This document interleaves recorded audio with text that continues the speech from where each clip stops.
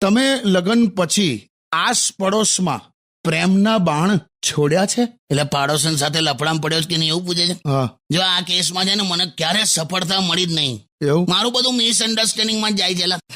કેમ? એક વાર અગાસીમાં ગયેલો મેં, હા, તો મારી પડોશન એની અગાસી ઉપર આવી હતી અને કઈક પાપણ વણતી હતી. પાપડ. આંખની પાપણ નહીં, પાપડ લા. હા, પાપડ વણતી હતી. તો હું એને જોતો હતો. હે? હા પણ નાખું. હા. હું એને જોતો તો એણે મને જોયો. પછી એ પાપડ વણતી જાય અને મને જોતી જાય. હા, હા, પાપડ વણતી જાય અને મને જોતી જાય. હા, હા. છેલ્લે એણે આંખમાં આંખ મિલાઈને મને એવું કીધું હું કે પાપડ ચોરતા નહીં હો, મેં ગણીને રાખ્યા છે. એટલે મેં પાપડ ચોરવા ઉભો છું 25 મિનિટથી. સમજે જ નહીં ને.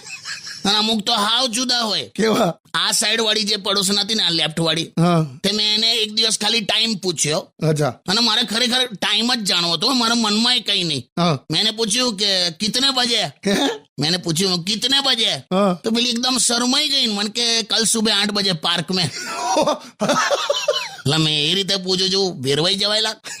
પણ તમે દરેક પાડોશનને હેલ્પ તો બહુ જ કરો છો. એ પણ બંધ કરી દીધી મેં. કેમ? કેમ કે છે ને એકવાર શું થયું, પાડોશનના ગેસના સિલિન્ડર વાળો હા. એ આવ્યો ને સીધો મને બૂમ પાડી હું કે સિલિન્ડર આવી ગયો છે, જાઓ કે મૂક્યો પેલીને ઘેર. હે? મેં કીધું જા ભાઈ જા, આ તો ગામ ગાજવે આખું.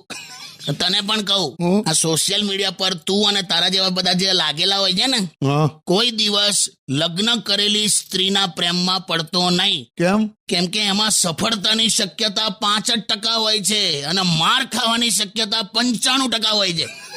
હસીસ ના, હાચવજો ભૂરા.